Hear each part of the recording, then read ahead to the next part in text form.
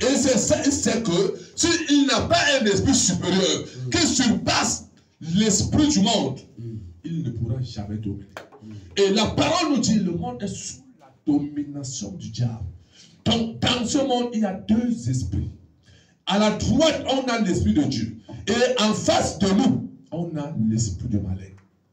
Et le malin, c'est l'ennemi qui voudrait t'empêcher de ne pas rentrer dans ta terre promise, de ne pas posséder tes possessions. Donc, maintenant, donc, la Bible nous fait comprendre que Jésus va rentrer dans le jeûne et la prière.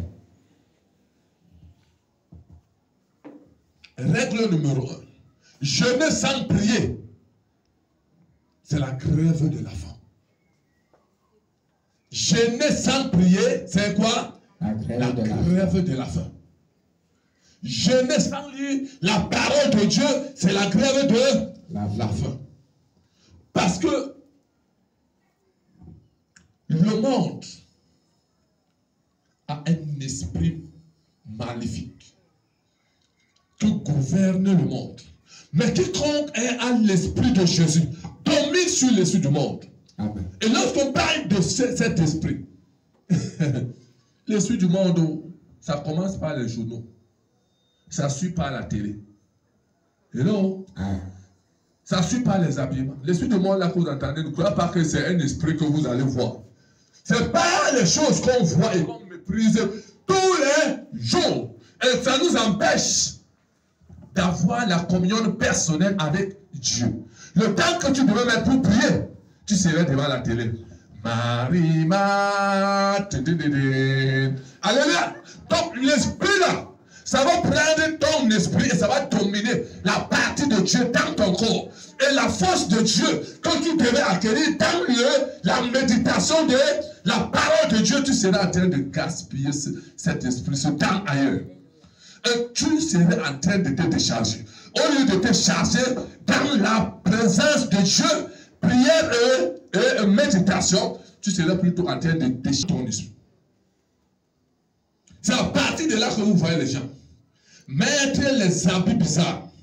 Les jeunes de maintenant, là, ils mettent les pantalons. Même pas seulement les jeunes, même les papas.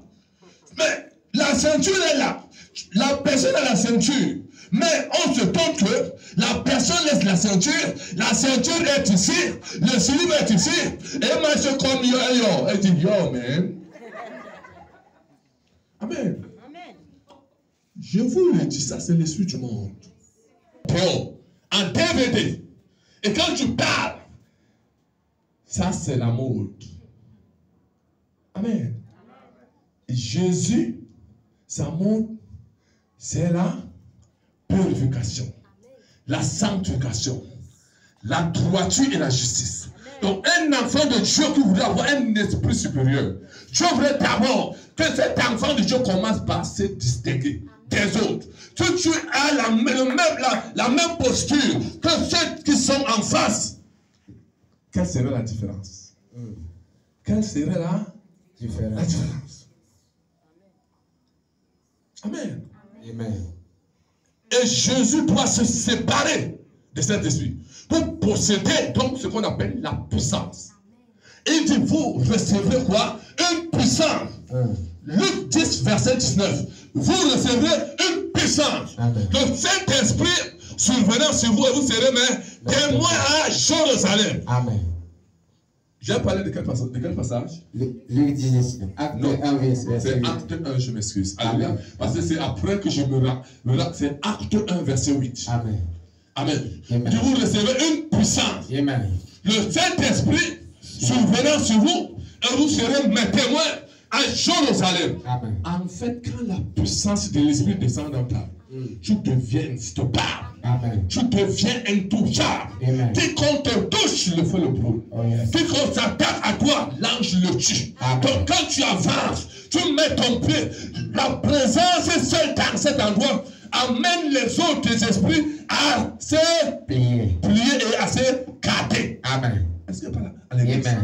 Donc, la puissance de Dieu, c'est pas le bavardage. La puissance de Dieu, c'est pas le bavardage. Amen. Amen. Mais quand la puissance de Dieu agit, ça agit dans la douceur. Mais quand tu mets pied, c'est les forces là qui vont comprendre qu'il y a une autre puissance qui arrive. Amen. La Bible dit, Jésus va descendre dans cette ville. Amen. Il va descendre de la barque. Quand il va mettre son pied, le démoniaque va ressentir qu'il y a une autre force qui est descendue dans cet endroit. Amen. La Bible dit que ce démoniaque avait possédé un territoire qui ne l'appartenait pas.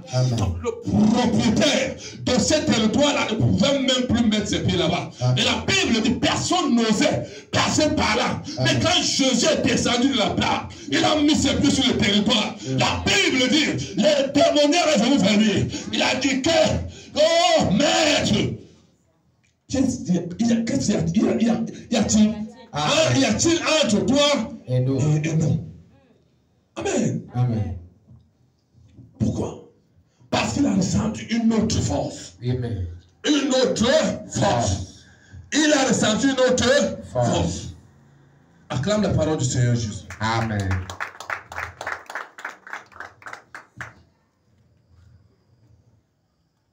Amen, amen. Amen.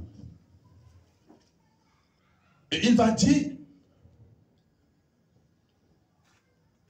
s'il te plaît, ne m'envoie pas hors du pays.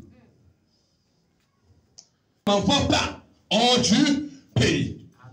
Lis le passage. Ils arrivèrent à l'autre bord de la mer, dans le pays de Gadarénéens. Aussitôt que Jésus fut hors de la barque, il vint au-devant de lui un homme sortant des sépulcres et possédé d'un esprit impur. Cet homme avait sa demeure dans les sépulcres et personne ne pouvait plus passer, personne ne pouvait plus lier même avec une chaîne. Car souvent il avait eu les fers aux pieds et avait été lié de chaînes, mais il avait rompu les chaînes et brisé les fers et personne n'avait la force de le dompter. Il était sans cesse, nuit et jour, dans les sépulcres et sur les montagnes, criant et se maîtrisant avec les pierres. Ayant vu Jésus de loin, il courut se prosterner devant lui et s'écria d'une voix forte, « Qu'y a-t-il entre moi et toi, Jésus, Fils de Dieu très haut? Je t'en conjure, au nom de Dieu, ne me tourmente pas, car Jésus lui disait, « Sors de cet homme, esprit impur. » Et il lui demanda, « Quel est ton nom? » « Légion est mon nom. » Lui répondit-il, « Car nous sommes plusieurs. » Et il le priait instamment de ne pas les envoyer hors du pays. Il y avait là vers la montagne un grand troupeau de pourceaux qui perçaient. Et les démons le prièrent, disant, « Envoie-nous dans ces pourceaux, afin que nous entrions en eux. » Et il le leur permit. Et les esprits impurs sortirent, entrèrent dans les pourceaux, et les troupeaux se précipitèrent des pentes escarpées dans la mer. Et il y en avait environ 2000, et ils se noyèrent dans la mer. Acclame la parole du Seigneur Jésus. Nous pouvons voir, Jésus ne s'est pas levé un matin pour s'amener vers le démoniaque. Mais la Bible nous ramène dans le livre de Luc que nous venons de lire, 4, verset 1. La parole de Dieu de là-bas, Jésus rempli du Saint-Esprit. Amen. Donc, en fait, pour s'attaquer à d'autres forteresses, si tu n'es pas rempli de l'Esprit de Dieu, tu ne pourras pas. Et on s'est rendu compte que certains enfants de Dieu bavardent beaucoup. Mais en fait, ils sont vides. Non, je suis enfant de Dieu. En fait, non, l'histoire, ce n'est pas de dire je suis enfant de Dieu. Combien de fois as-tu cherché Dieu? Tu as cherché Dieu combien de fois? Quelle est la rencontre que tu as eue avec Dieu? Et là, c'est un problème de rencontre, ce n'est pas un problème de chanter ou de chanter. Amen. Si tu chantais, je suis enfant de Dieu, et que tu n'as jamais eu la rencontre avec Dieu, le démon pourra te frapper. L'autre jour, le démoniaque a dit, Jésus, je connais. Paul, je sais qui il est. Vous, qui êtes-vous? La Bible dit, le démoniaque s'est jeté sur les 7 fils de Sépha. Il les a déchirés, les vêtements. Il les a tabassés. Parce qu'il utilisait un nom. Il voulait utiliser un nom. Il voulait utiliser un nom qu'il ne maîtrisait pas. Donc avant d'utiliser un nom, rassure-toi que tu es rempli de la présence de l'Esprit. Et quand vous êtes rempli de la présence de l'Esprit, toute situation qui vient sur votre chemin vous donne le cadeau. Au lieu de suivre les problèmes, laissez les problèmes, pardonnez vos problèmes à Jésus. Plus tu regardes ton problème, plus ton problème s'élargit. Plus tu regardes le problème, plus le problème grandit. Mais pardonne le problème à Jésus et va devant Dieu. Plus tu pries, plus le problème diminue. Plus tu pries, plus le problème diminue. Plus tu pries, plus le problème diminue. Plus tu pries, le problème va disparaître. Que Dieu te bénisse. Amen. Donc c'est ça le secret. Donc Jésus était rempli du Saint-Esprit. Et vous allez voir dans le même livre de Luc. Il va dire à Satan, l'homme ne se nourrit pas que du pain, mais de toute parole qui sort de la bouche de Dieu.